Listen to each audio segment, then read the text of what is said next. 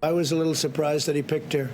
I've been watching her for a long time, and I was a little surprised. She was extraordinarily nasty to Kavanaugh, Judge Kavanaugh then, now Justice Kavanaugh. She was nasty to a level that was just a horrible thing, the way she treated. She did very poorly in the primaries, and now she's chosen. So let's see how that all works out. President Trump reacting to Joe Biden picking Kamala Harris as his running mate, warning she favors raising taxes, cutting the budget for our military.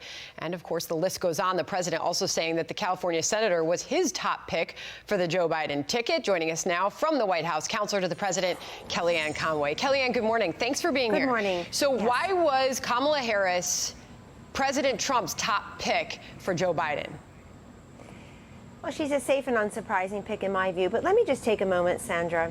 I think we can do two things as a nation. We can stop and applaud when history is made in our fragile young democracy, and then we can also call into question why perhaps somebody should not be the vice president or the president of the United States. It is 4 years ago today that President Trump asked me in a private conversation to be his campaign manager. We had a lengthy conversation that day about running against a woman, the woman who was running for president at the time. And I'll tell you that there were a majority of women in the electorate last time, and yet they voted for Donald Trump over Hillary Clinton. He became the president. So I think this notion that men and women vote for men and women, what they usually say is, and as a pollster of many years, we asked the question, would you prefer to vote for a woman or a man? And genders had a slight preference for their own gender, but the number one overwhelming answer was it depends on other things. So I think in the case of Kamala Harris, it'll be very easy to say somebody who who presents as progressive and, quote, forward-looking could actually bring our nation backward on many things that matter to America.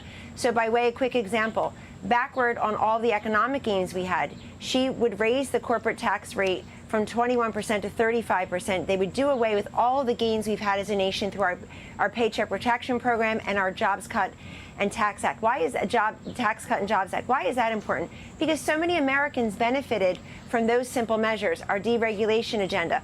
Also, I think as Attorney General in California, the position that Kamala Harris has held much longer than she's been a United States Senator, people will dig into that record. It looks like she left nobody happy. She is seen by those on the far left, many speaking up last night, as not sufficiently for criminal justice reform. She locked up over 1,500 people or so on marijuana charges.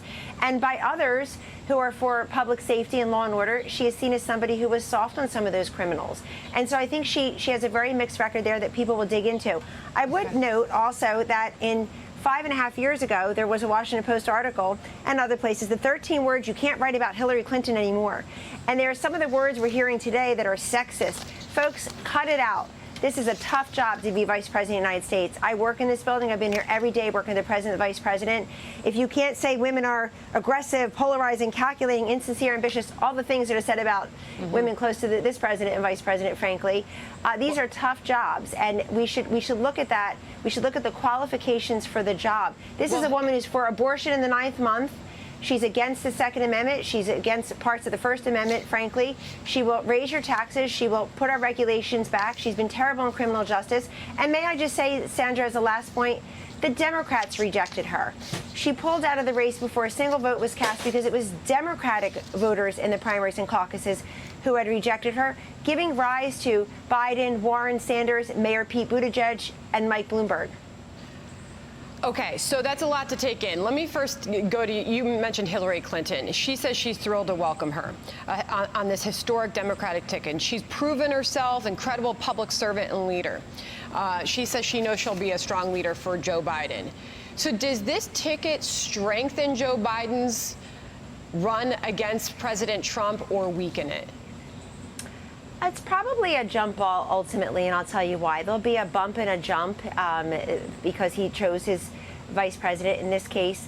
But ultimately, she doesn't provide, for example, what Mike Pence provided Donald Trump, and I was part of those conversations. So there was a lot of geographic value in having the governor of Indiana to bust through Hillary Clinton's blue wall, which I said was very real. Other people in the campaign didn't think that.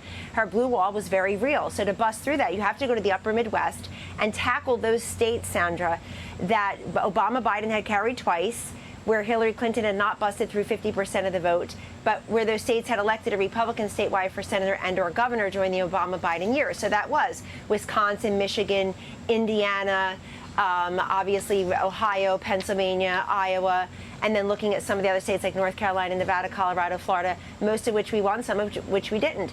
So she doesn't offer geographic heft here at all.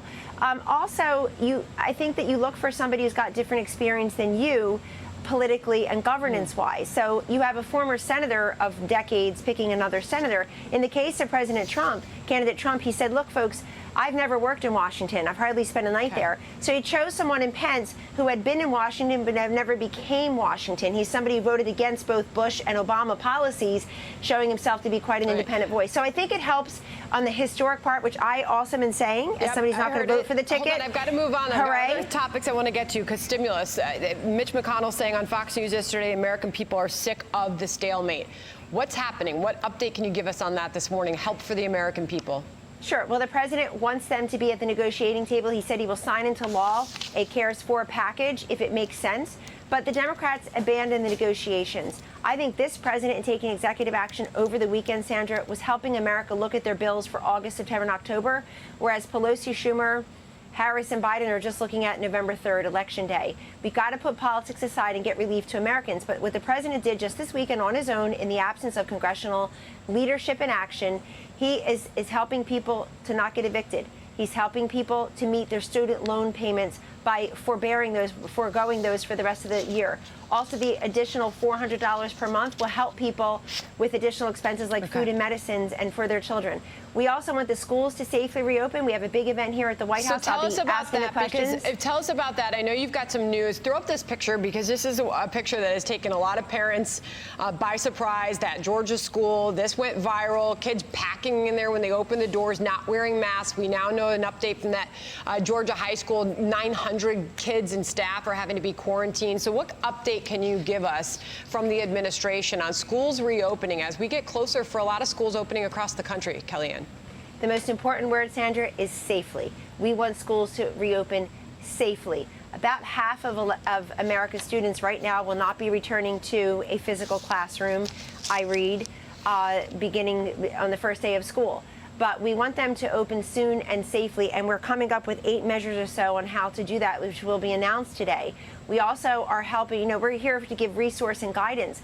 I was just briefed by an official at HHS who tells me that the billions of dollars that we've already provided for testing in the states and these schools has barely been tapped. So if that is important to your district, get that money. It's already been allocated. But we also want to make sure that the students understand and the teachers understand and the workers understand and the parents what we've also said to all of America about socially distancing and hygiene and wearing masks where you can't socially distance.